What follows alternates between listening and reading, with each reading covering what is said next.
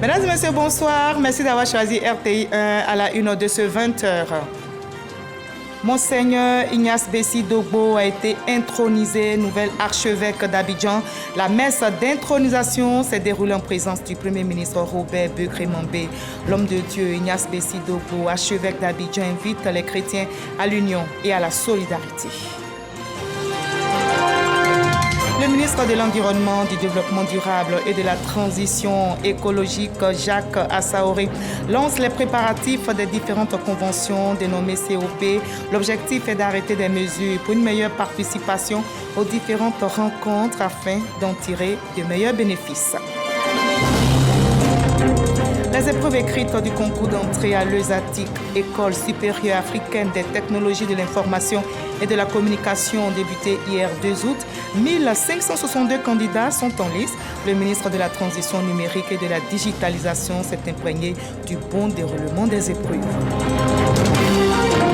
La Somalie est de nouveau en deuil. Au moins 32 personnes ont été tuées, plus de 60 autres ont été blessées la nuit dernière. Selon la police nationale, des attaquants ont tiré des coups de feu en tentant de prendre d'assaut un hôtel. 3 assaillants ont été tués par les forces de l'ordre après plusieurs heures d'affrontement.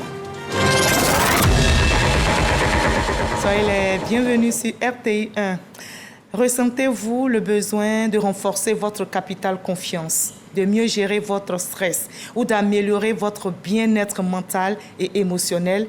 Eh bien, que diriez-vous de mieux vous connaître pour affronter les défis de la vie? Vous n'êtes pas seul. Ce soir, notre invité de la page culture vous propose une méthode, la thérapie. Imaginez-vous dans un monde où l'art et la santé se rencontrent à travers la danse, la peinture, le dessin et d'autres activités artistiques. Mais comment l'art peut-il devenir un outil de guérison? Tout le monde doit-il pratiquer la thérapie? Quelle est son importance et surtout son impact sur notre bien-être? Monsieur Kouadio Ndri Mathieu, art thérapeute et enseignant à l'INSAC, nous répondra. Bonsoir, Monsieur Kouadio. Bonsoir, madame. Vous n'êtes ni médecin, oui, ni pharmacien. Oui. Vous êtes tout simplement un artiste. Oui. Et vous proposez une méthode de guérison et de bien-être mental aux personnes. Dites-nous, comment est-ce possible? Déjà, la thérapie est une forme de... C'est une méthode de soins qui va donc utiliser la créativité, l'expression artistique et la communication pour aider des personnes en situation de prise en charge, en situation de handicap, vers une seule chose qui est le bien-être et la santé. Donc, pour régler ça, c'est tellement simple. Il faut forcément connaître certaines méthodes. Et l'art a des choses de magique. Et vous allez nous en parler tout à l'heure. Oui, il y a de la magie dans l'art, vous l'avez dit. Au bout de la création artistique, il y a des miracles, il y a de la magie. Et vous avez justement ce secret que vous allez nous dévoiler dans quelques instants. Vous restez un peu moment avec nous. On va voir cette activité du Premier ministre Robert Begré-Mambé.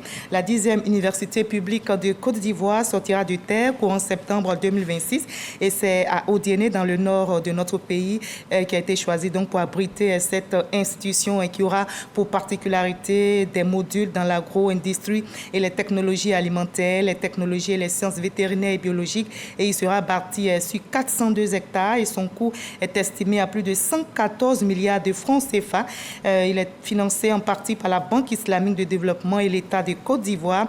Et la première pierre de cette université a été posée aujourd'hui sur le site dédié par le Premier ministre Robert Begré-Mambé que vous voyez sur ces images. Et le Premier ministre était aussi ici à Abidjan et il a assisté à l'intronisation de Monseigneur Ignace Bessi Dogbo. Il est le nouvel archevêque d'Abidjan. Il a été intronisé même aujourd'hui. Et l'archevêque d'Abidjan invite tous les chrétiens à l'union et à la solidarité. Jean-Luc Bambo. Ils sont venus des diocèses d'Agoville, de Bassam, de Yopougon, mais également de villes de l'intérieur du pays. Les chrétiens catholiques n'ont pas voulu se faire compter ce moment mémorable, la messe d'intronisation du 4e archevêque autochtone d'Abidjan. Nous nous réjouissons avec lui et avec toute la communauté catholique pour avoir promu à ce rang un serviteur fidèle et qui a le cœur pour l'œuvre de Dieu. L'Église catholique nous a invités à être là aujourd'hui. Vraiment, c'est une fierté pour moi en tant que catholique d'être ici. C'est devant tous les prêtres, les fidèles, laïcs ainsi que de hautes personnalités que Monseigneur Ignace Bessi Dogbo a fait sa profession de foi et son serment de fidélité. Moi, Monseigneur Ignace Bessi Dogbo, promu au siège de Abidjan, je serai toujours fidèle à l'Église catholique et au pontife romain. Après avoir reçu le pallium, symbole du pouvoir dont il jouit désormais, le nouvel archevêque est installé par le nonce apostolique sur la cathèdre, le trône liturgique qui lui est réservé dans la cathédrale. Ignace Bessi Dogbo succède ainsi officiellement à Monseigneur Jean-Pierre Coutois, qui, après de sages conseils à son successeur, a dit au revoir au peuple de Dieu par ce cantique.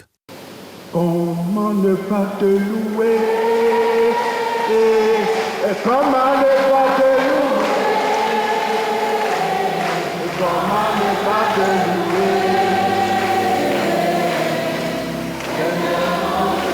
Dans son homélie, le nouvel archevêque d'Abidjan a mis en garde contre la tentation du mauvais chemin, de la perversion et de l'argent. Une vigoureuse invitation à un changement radical, à la conversion, à un retour à Dieu et à ses chemins, en quittant les chemins de la perversité, de la malice et de la méchanceté. Par cette cérémonie dite de possession canonique, Monseigneur Ignace Bessi Dogbo entre officiellement en fonction et peut désormais exercer pleinement son office. Je me réjouis de voir que la vie de l'Église est une succession de générations et de générations et qui nous donne aussi des exemples de gouvernance, des exemples d'engagement pour la gloire de Dieu, des exemples d'engagement des hommes et des femmes pour l'œuvre de Dieu. Âgé de 63 ans, celui qui était précédemment archevêque de Korogo aura sous sa responsabilité environ 300 prêtres et 99 paroisses. Dans l'actualité nationale également, le ministre de l'Environnement, du Développement durable et de la Transition écologique, Jacques Assaoré, a lancé les préparatifs des différentes conventions dénommées COP. L'objectif est d'arrêter des mesures pour une meilleure participation aux différentes rencontres afin d'en tirer de meilleurs bénéfices pour notre pays. Grâce Kando pour le reportage. Une participation plus réussie aux différentes conventions des parties COP sur la biodiversité, les changements climatiques et la désertification. C'est tout le sens de cette rencontre organisée par le ministère de l'Environnement, du Développement durable et de la Transition écologique. Pour ce faire, il est prévu la mise en place d'un comité permanent composé des ministères sectoriels et parties prenantes impliquées dans la mise en œuvre de l'action climatique. Les conférences des parties sont des plateformes essentielles où les dirigeants mondiaux, les experts et les acteurs de la société civile se rassemblent pour trouver des solutions collectives aux problèmes urgents qui menacent notre planète. Au regard des enjeux actuels, les 3 COP représentent une grande opportunité pour la Côte d'Ivoire et lui offrent la triple occasion d'affirmer son ancrage dans la lutte contre le réchauffement climatique, la perte de la biodiversité et la désertification. La participation de la Côte d'Ivoire à ces différentes rencontres répond à plusieurs motivations. La mobilisation des ressources financières pour la mise en œuvre de nos contributions déterminées au niveau national et le financement d'autres initiatives telles que Abidjan Legacy Programme. La stratégie nationale de biodiversité actualisée et aligné sur le cadre mondial de biodiversité de Kunming-Montréal demeure une préoccupation majeure. C'est dans ce cadre que mon département ministériel vient d'élaborer un portefeuille national des projets visant à mettre à la disposition de nos partenaires techniques et financiers des opportunités de financement. Le ministre Jacques Assaoré Kona exige aux participants des COP précédentes un rapport d'activité. Et ça bouge aussi dans le domaine de la santé. Justement, 15 directeurs et directrices d'établissements sanitaires ont reçu leur feuille de route cette semaine même. Le ministre de la Santé, Pierre Demba, a rappelé les acquis importants réalisés ces dernières années et il appelle ces derniers à consolider ces acquis, notamment la CMU. Le reportage de Didier Nguessan. Ils sont les premiers responsables des établissements publics hospitaliers nationaux EPHN. Au nombre de 15, ils reçoivent leur contrat d'objectifs et de moyens des mains du ministre de la Santé, de l'Hygiène publique et de la couverture maladie universelle, Pierre Demba, qui les met en mission pour le bien-être des populations. Ces contrats constituent l'instrument essentiel qui crée la passerelle entre les objectifs stratégiques de l'État en matière de santé et les actions que nous devons mettre en œuvre sur le terrain. Ils nous incitent à l'efficacité, à l'efficience, à la qualité et in fine à la performance de nos établissements respectifs. Au nom des partenaires du système de santé, la chef de bureau OMS en Côte d'Ivoire s'est félicitée des résultats de la coopération entre les deux parties. Les réformes et initiatives visent à permettre au système de santé ivoirien de garantir une offre de services et de soins de qualité, financièrement et géographiquement accessible à toutes les franges de la population. Le ministère de la Santé et travaille à consolider les acquis, aussi bien en termes d'infrastructures sanitaires que de ressources humaines de qualité.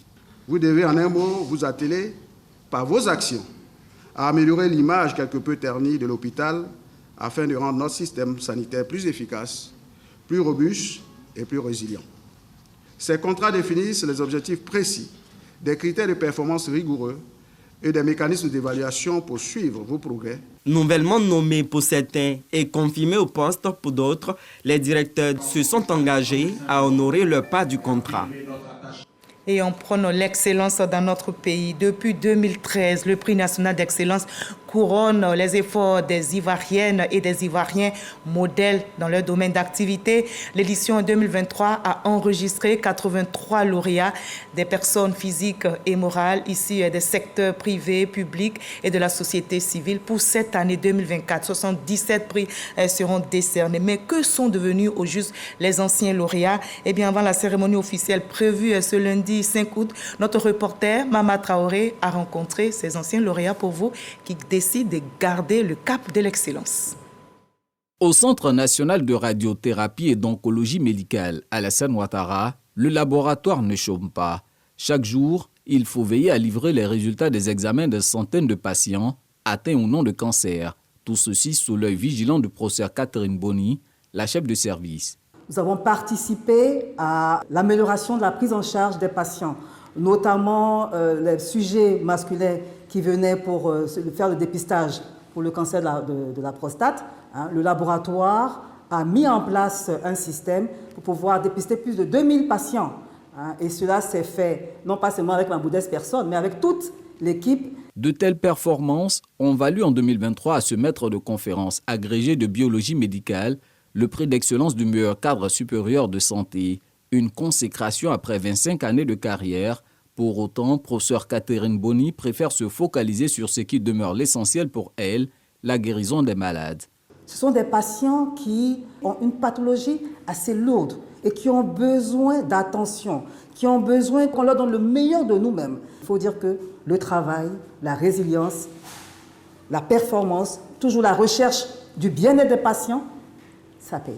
Depuis qu'il a découvert les nouvelles technologies, Bakary Camara ne s'en passe plus. Je faisais un travail avec 15 secrétaires en 19 jours. Le jour où j'ai digitalisé ce même travail, je l'ai fait en 5 minutes. Bakary Camara est depuis lors un passionné de l'outil informatique, au point de créer en 1995 une entreprise dont la vocation sera de démocratiser l'accès au numérique dans tous les secteurs d'activité. L'expérience marche depuis près de 30 ans et impacte le quotidien de millions de personnes. L'initiateur s'est vu distingué en 2023, prix d'excellence de la meilleure contribution à la vulgarisation des usages du numérique. Lorsque l'État a voulu créer le guichet unique du commerce extérieur, le IGUS, pour la promotion de ce IGUS, nous nous sommes engagés et on a développé la première plateforme pour que les droits d'exportation soient payés en ligne. Aujourd'hui, partout où je parle TIC, ou bien je parle de mon expérience, je suis écouté. J'arrive à convaincre plus facilement des jeunes qui rentrent dans ce domaine. Élue à la tête du conseil régional du Cavali depuis 2018, Anne Désirée Ouloto ne cesse de travailler à améliorer les conditions de vie de ses administrés. Les actions posées motivent sa désignation l'an dernier comme prix d'excellence du meilleur élu local. Lorsque vous éprouvez tant de joie et de fierté d'avoir donné le meilleur de vous-même, vous avez envie de continuer de prouver que vous êtes capable. J'espère, avant la fin de ce second mandat à la tête de la région du Cavali, pourquoi pas avoir une autre étoile. C'est ce lundi 5 août que les vainqueurs de l'édition 2024 seront connus.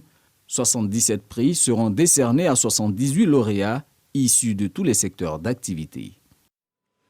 Voilà, fait d'effort, dit-on, justement, les épreuves écrites du concours d'entrée à l'ESATIC, l'école supérieure africaine des technologies et de l'information et de la communication, ont débuté hier vendredi et c'était en présence du ministre de la Transition numérique et de la digitalisation. Cette année, ce sont 1437 candidats pour la licence et 125 pour le master. Rally Diomondi.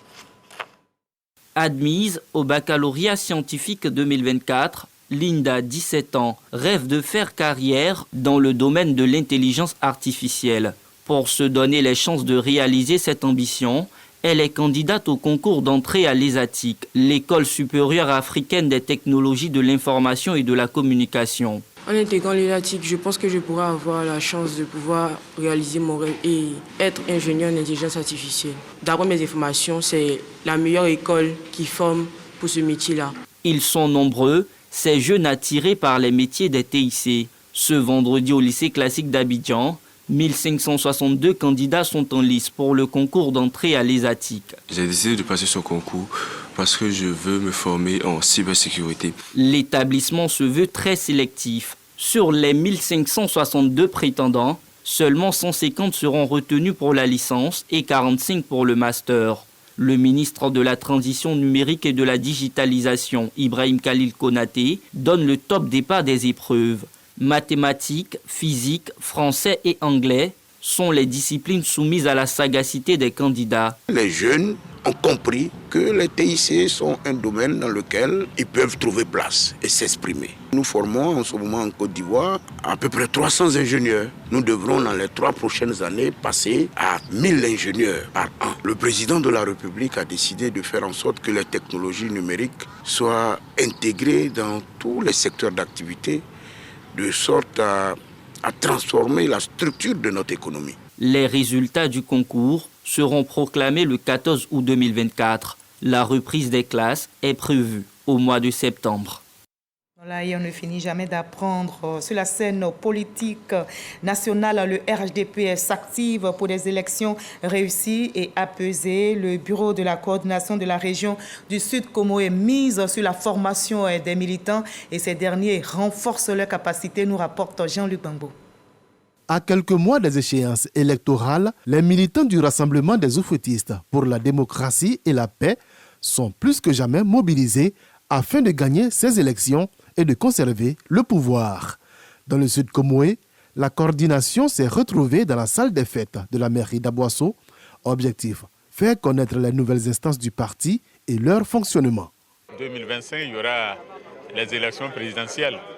Et bien entendu, le parti qui est au pouvoir, le RHDP, qui entend le conserver avec son président actuel, dont on connaît le leadership à travers l'Afrique, à travers le monde, dont on connaît le travail gigantesque qu'il a battu au plan économique, social, environnemental et culturel. Le RHDP ne peut que commencer à se préparer pour ces échéances. Un bon militant, c'est celui qui est bien formé, qui est engagé, qui est discipliné. Au cours de cette rencontre, les militants ont attentivement écouté les conseils des responsables du parti. Ils se sont dit heureux d'avoir pris part à cette rencontre. Je m'engage et je m'engagerai vraiment à conduire tous ces jeunes-là à la victoire du président Alassane Ouattara en 2025. Pour gagner les élections de 2025, le RHDP procède également à la formation de ses militants. Ceux du Sud Comoé ont été formés à l'organisation et à l'idéologie du parti par le professeur Privan Nguessan. Les militants ont salué l'initiative. J'ai beaucoup appris au cours de cette formation. J'ai appris qu'un militant doit être discipliné, doit écouter sa hiérarchie. J'ai appris aussi comment le parti est structuré.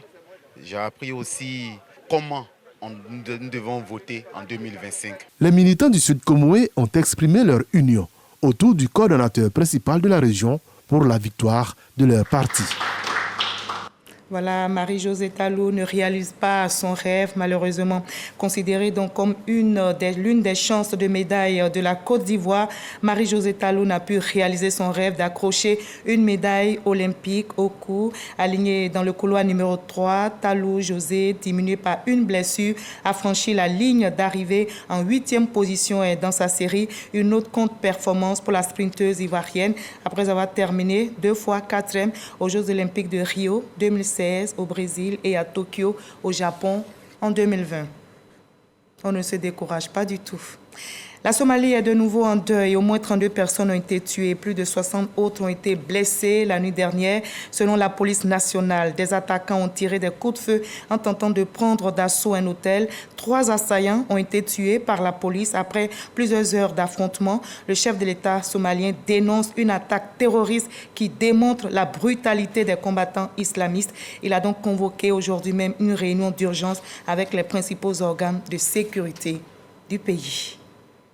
Les populations de Séguéla se préparent activement à vivre des moments inoubliables. C'est ici en Côte d'Ivoire et la date, c'est le 7 août prochain. La localité s'est unie autour de la prochaine célébration de l'indépendance de notre très beau pays, la Côte d'Ivoire. Et pour les jeunes, le défi est grand. Chacun s'active, vous allez le voir, pour la réussite de cet événement. On en sait plus avec nos reporters envoyés spéciaux à Séguéla, Eric Goré et Vao Richard. Séguéla, chef-lieu de la région du Ouorodougou.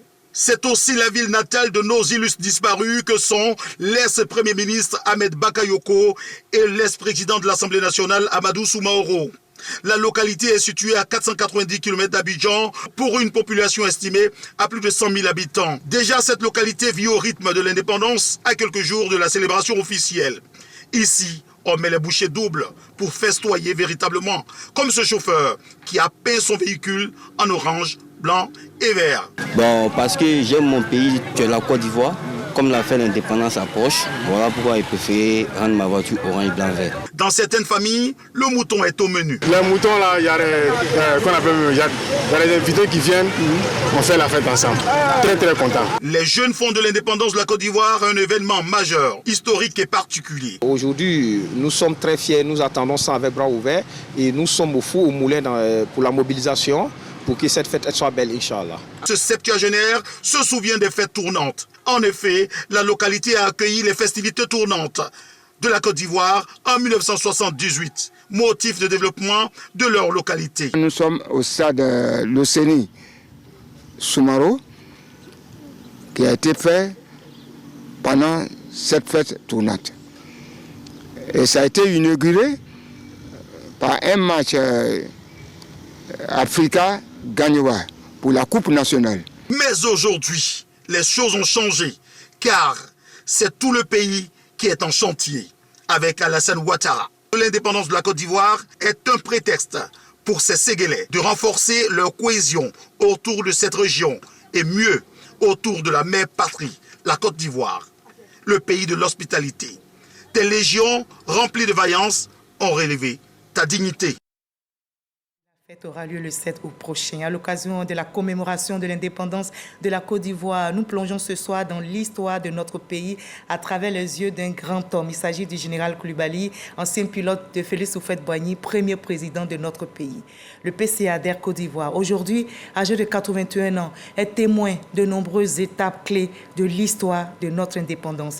Il a vu la Côte d'Ivoire évoluer, du premier président Félix Houphouët-Boigny à l'actuel président Alassane Ouattara. Ce reportage explore donc de grands souvenirs et des anecdotes marquantes que je vous invite à voir dans ce reportage signé Sidonie Davila. En 1960, lors de l'indépendance de la Côte d'Ivoire, il n'avait que 17 ans. Né dans une famille modeste, le général Coulibaly rêvait de voler. Sa détermination l'a propulsé vers les cieux, jusqu'à devenir, par un incroyable coup du destin, le pilote personnel de feu Félix Houphouët-Boigny. Le président Houphouët-Boigny était piloté par des Français, ce qui est normal, hein. Ils avaient plus d'expérience que moi. Ma chance, c'est qu'au cours d'une mission du président Houphouët-Boigny, Il y a le copilote qui est un Français qui était malade. Et moi, j'ai eu la chance d'être le copilote. Voilà où est partie l'aventure. Et à partir de ce moment-là, j'ai eu ma place. Des anecdotes et des moments uniques passés aux côtés du père de la nation ivoirienne, il les garde précieusement. Ce jour-là, je me rappelle, on a fait le voyage à Abidjan-Casa, c'était en 1987. Nous sommes arrivés pratiquement, si tu veux, à plusieurs niveaux. Et il faut qu'il suit toujours la trajectoire de l'avion. s'est rendu compte qu'on était arrivé et qu'on ne se posait pas. Il était très impatient, il m'a envoyé plusieurs fois M. Wouyen pour demander mais qu'est-ce qui se passe. Alors, pour le rassurer, je me suis levé pour aller bien faire. Mais je crois que je n'ai pas bien fait parce que finalement, il m'a renvoyé à ma place. Il m'a dit, si vous voulez que je sois plus rassuré, allez vous asseoir. Après la mort du premier président de la Côte d'Ivoire en 1993, l'actuel PCA de Air Côte d'Ivoire continue de servir son pays jusqu'à l'ère du président Alassane Ouattara. J'ai eu à faire quand même beaucoup de voyages avec le président Alassane Ouattara. Et en particulier, quand le président Houphouët-Boigny se trouvait en France pour des soins, nous allions pratiquement, je dirais, presque dans le mois, on allait peut-être 2 fois, parce qu'il allait rendre compte directement au président Houphouët-Boigny. Donc, à la fin, donc je peux dire qu'à partir de 1990, j'étais pratiquement le pilote du président Alassane Ouattara. Fier d'être l'un des témoins de l'évolution de la Côte d'Ivoire, le général Koulibaly voit un avenir prometteur pour son pays. On parle aussi d'indépendance dans la page culture.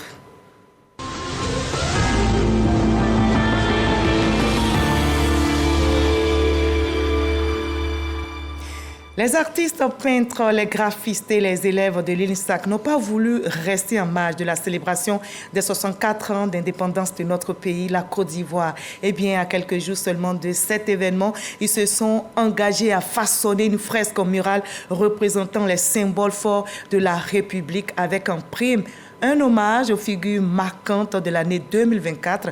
Notre reporter Ali Diomondé les a suivis au pied du mur. On suit ensemble son reportage.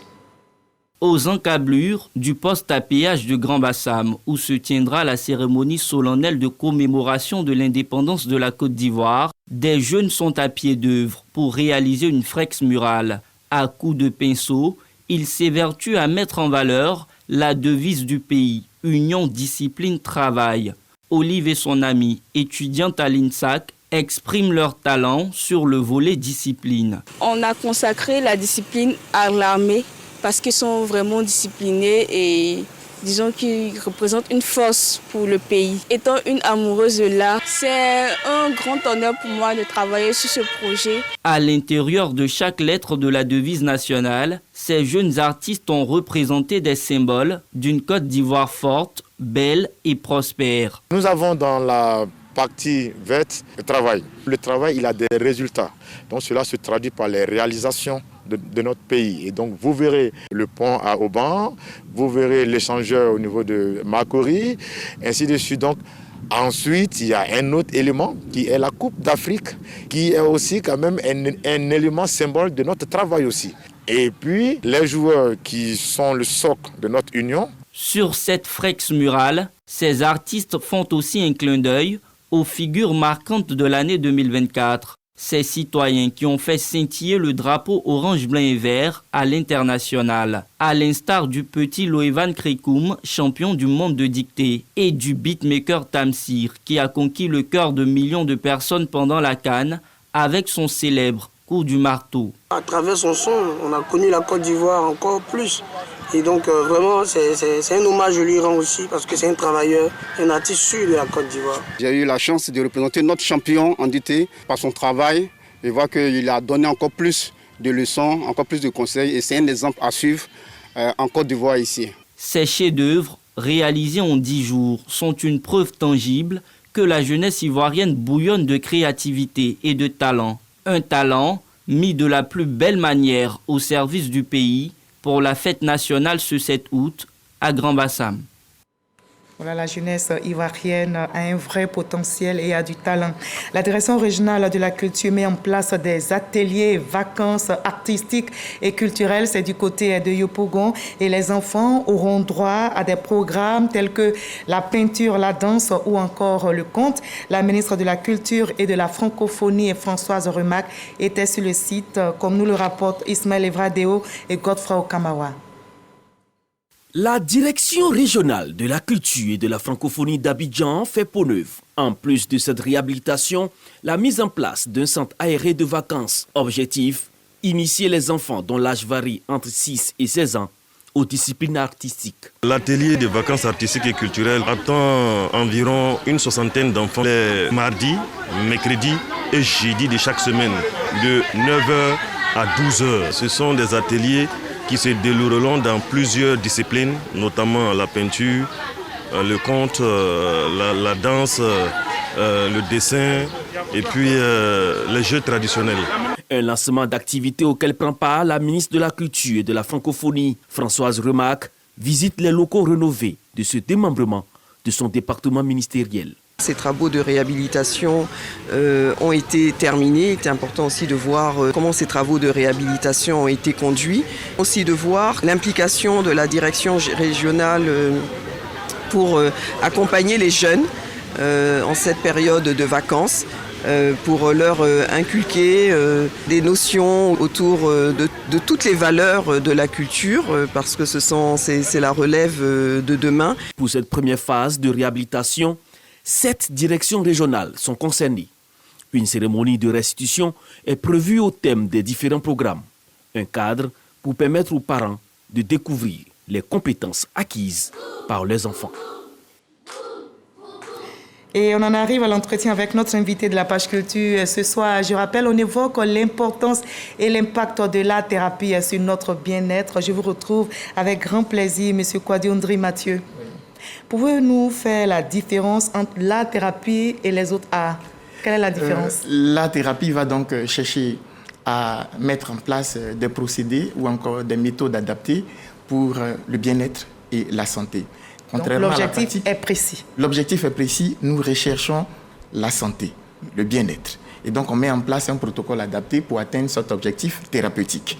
Alors que dans la pratique de l'art ordinaire, comme on vient de le voir, les enfants ont dansé avec la ministre et tout ça. À ce niveau, on veut les aider à être opérationnels. Opérationnels en tant que danseurs, c'est-à-dire être capable d'interpréter un répertoire gestuel appartenant à une société ou encore venant de leur potentiel créatif. Et à ce niveau, ce qu'ils doivent savoir, ce sont des techniques. Ils apprennent des techniques pour être opérationnels. Maintenant, celui qui devient chorégraphe, par exemple, il apprend des techniques de transmission du savoir. Et donc, il va leur donner des orientations techniques pour que l'enfant arrive à mieux danser ou à mieux interpréter une danse d'un peuple, etc. Alors que dans la thérapie, nous ne prenons pas la technique opérationnelle en compte. Ce que nous vérifions, c'est est-ce que l'enfant est en bonne santé? Sinon, où se trouve le problème? Et qu'est-ce qu'on fait? On met en place notre protocole. Et après, nous mettons en place maintenant le travail pratique de parce que l'enfant est un bien-être. Un bien-être du point de vue physique, du point de vue émotionnel, sensoriel et même social. C'est tellement beau ce que vous dites, vous allez nous parler de ce protocole. On va regarder le sujet, mais avant, dites-nous, qu'est-ce qui vous a particulièrement attiré vers cette discipline-là, thérapie? Je suis entré dans l'univers de la thérapie. Vous êtes un chorégraphe aussi. Oui, oui. Déjà, la première des choses, c'était de faire de la danse. Donc, je voulais pratiquer de la danse comme métier. Et Dieu voulant, j'ai eu la chance d'entrer à l'INSAC où j'ai fait la formation et fait d'autres formations en Europe. Je suis revenu et je me mets au service de mon pays. Et vous enseignez à l'INSAC? Très bien. Et je suis dans la thérapie pour plusieurs raisons, comme je l'ai dit. Mais la première raison, déjà, c'est une raison anthropologique, phylogénétique et même culturelle. Déjà, dans notre société traditionnelle africaine, nous avons pour habitude d'utiliser une expression. En vérité, c'est un maître, mais nous trouvons une manière de camoufler et d'habiller l'expression. L'expression est la suivante. Il faut l'accompagner. Et lorsqu'on a dans une famille une personne en situation de handicap, qu'il soit généralement c'est avec des trisomiques. Dites les mots, hein? Oui. avec des trisomiques et on dit oui, il faut l'accompagner, c'est un serpent, il faut l'accompagner.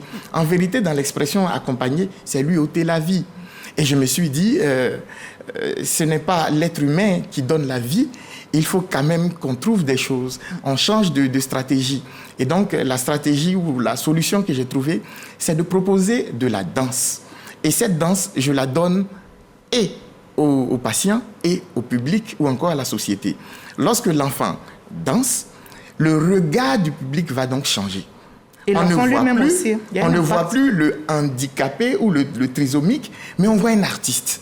Et quand le regard change, nous commençons maintenant à dire « Ah, l'enfant, il est fort, on peut l'applaudir » et on change de parole.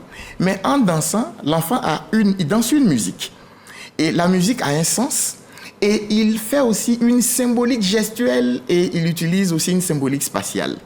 Mais en utilisant ces choses, je veux dire cette communication corporelle, l'enfant danse et il communique quelque chose au public. Quel que soit le mal dont l'enfant souffre. Oui, il communique quelque chose de particulier au public. Parce que là, il dit par exemple, quand je prends la chanson de Léry Sankofa, qui dit « Ne m'abandonne pas, ne me rejette pas ». Mais quand on danse ça et qu'on a une symbolique pour dire « Ne m'abandonne pas, ne me rejette pas », avec la symbolique qui est là, « Venez vers moi, accompagnez-moi, je ne suis pas seul, je vous porte dans mon cœur ». Et vous faites les gestes comme ça avec les enfants. Gestes avec les enfants. On va regarder, on voit bien cette passion qui vous anime. Cette symbolique gestuelle et spatiale va donc aider même à sauver la société. Donc on va faire un travail de guérison de mentalité. Donc on change les mentalités et on commence à applaudir l'enfant et on prend l'enfant dans notre cœur. Et je vois comment vous donnez le sourire à ces enfants. On va regarder ce sujet-là. C'est la deuxième, mais la dernière est la suivante. D'accord, rapidement. J'ai voulu faire aussi de la thérapie pour aider les danseurs, les artistes. Je voulais les aider à trouver d'autres portes de sortie.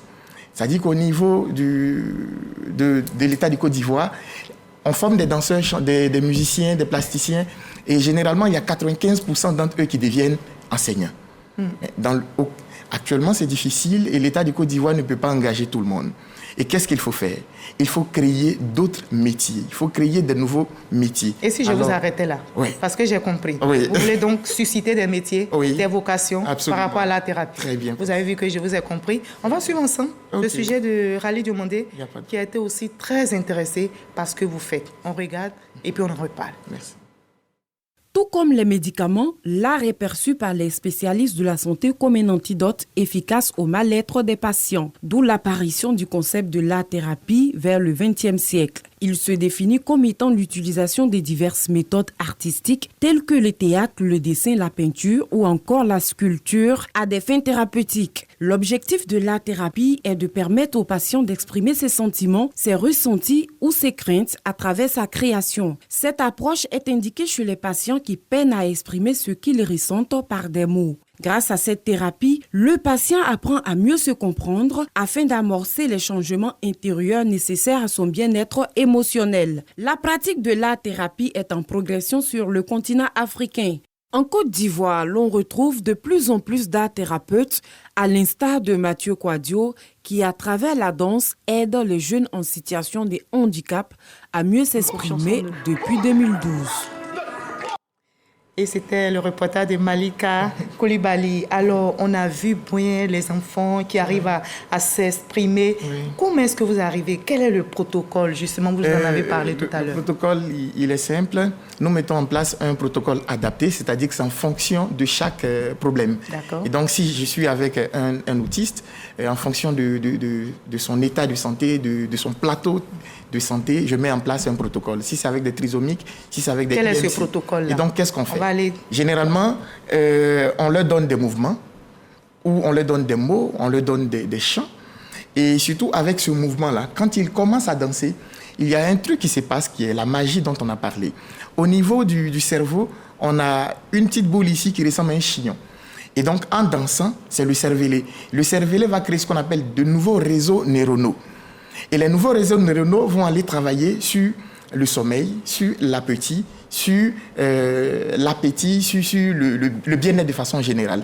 Et ça fait que l'enfant trouve un autre moyen et l'enfant arrive à s'exprimer. Il s'exprime soit par le geste, soit par le dessin, soit par la danse et autres. Et ça fait que l'enfant commence à développer autre chose. C'est une forme d'intelligence. Donc, il y a la magie dans l'art. Il y a la magie dans l'art. Il n'y a pas seulement les autistes. Non, il y a aussi ceux qui sont, par exemple, stressés. Parce que vous avez dit, il y en a qui manquent de confiance en eux. Il y en a qui sont dépressifs. Vous arrivez à les guérir. Absolument. Quel est le protocole? En 1 minute. En 1 minute. Ici, par exemple, à la télévision, avant de présenter le journal, vous pouvez vous mettre dans une salle et puis respirer. Ça vous permet de faire une décharge émotionnelle et une reconstruction de l'image de soi. Vous respirez, vous chantez, vous vous connectez à des musiques qui vous parlent, vous vous connectez à une symbolique gestuelle. Il y en a qui disent que ça va les distraire. Non, ça ne distrait pas parce que ça permet de se décharger et de se recharger. Et ça vous permet d'avoir confiance en vous et de garder votre verticalité. Et là, vous ne pouvez pas être recroquevillé, vous ne pouvez qu'être à l'aise dans votre forme d'expression et séduire et donner des choses vraiment très belles. Et les vacances, peut-être que c'est fait pour ça, non? Si je dois travailler, je travaille seulement. Oui, les vacances. Nous sommes là, nous allons travailler avec vous pour vous aider à faire de la danse-thérapie, à faire de la thérapie. Et puis, c'est une pratique qui n'est pas que faite pour des personnes en situation de handicap. Donc, c'est fait pour tout le monde? Pour tout le monde. Tout le monde peut venir tous à la âges thérapie aussi. À titre préventif comme curatif. Mais on a remarqué, on voit bien cette passion qui vous anime. Oui. Mais est-ce que ce métier, il est assez connu? Moi, je l'ai découvert il n'y a pas trop longtemps. Oui, il n'est pas assez connu parce que nous n'avons pas encore fait un travail de promotion dans ce sens. Il y a des personnes qui font la thérapie aujourd'hui, mais rares sont ceux qui sont diplômés, c'est-à-dire qui ont fait une école, qui ont fait des formations. Déjà, moi, je sais qu'il y a le professeur Goran Modeste, qui est enseignant à l'université de Cocody, qui lui est musicothérapeute et art-thérapeute. Et moi, je suis art-thérapeute certifié. J'ai fait la formation en France et je suis encore danse-thérapeute certifié. Et au-delà de tout ça, on a fait des formations en psychologie, en psychanalyse. On voit bien les bienfaits. Voilà. Et donc, ça permet de faire ce travail. Et j'encourage les gens à venir à la thérapie, à apprendre ce métier pour trouver d'autres portes de sortie. Merci beaucoup, M. Kouadio. Merci d'avoir été notre invité de la page culture. Comme on voit, là, il y a de la magie dans l'art. Il y a de la magie. Pas seulement prendre les comprimés, mais c'est le meilleur comprimé d'ailleurs. C'est sans effet secondaire. Merci beaucoup, M. Kouadio. Voilà, quand l'art et la santé se rencontrent, cela peut avoir un impact sur notre bien-être. Alors pourquoi ne pas promouvoir cet art, la thérapie, ou même l'intégrer dans notre quotidien? Dessiner, peindre, danser ou sculpter, chanter, comme on l'a entendu, peuvent enrichir notre emploi du temps et améliorer notre qualité de vie. Profitons, pourquoi pas, des vacances, ces vacances-là, pour recharger nos batteries. C'est bon pour le moral, n'est-ce pas? Bon. Et c'est bon aussi pour renforcer notre productivité au travail. Absolument. Alors, nous prenons donc une pause ce soir et on va se retrouver à 20h. À demain.